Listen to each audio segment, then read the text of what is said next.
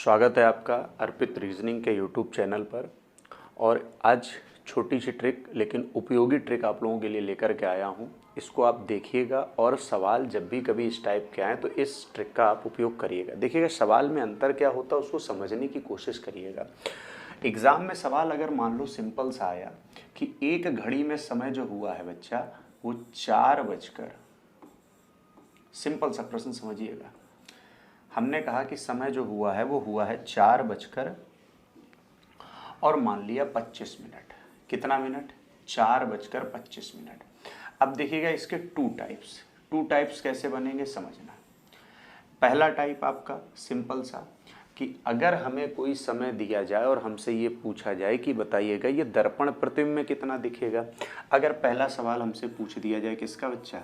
दर्पण का, और दूसरा सवाल हमसे पूछ दिया जाए किसका? जल का।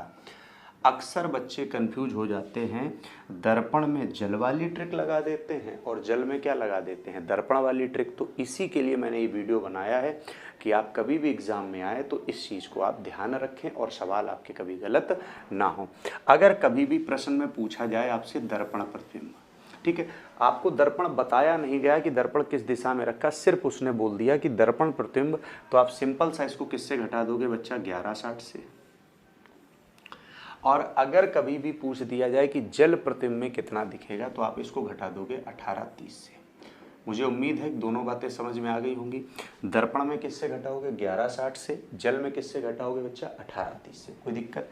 अब देखिएगा हमारे पास समय क्या है, यहाँ पर क्या है समय बच्चा? 4 बजकर 25 मिनट। सिंपल सा घटा दीजिएगा, ठीक है। 60 में से 25 गया, कितना बचा? 35।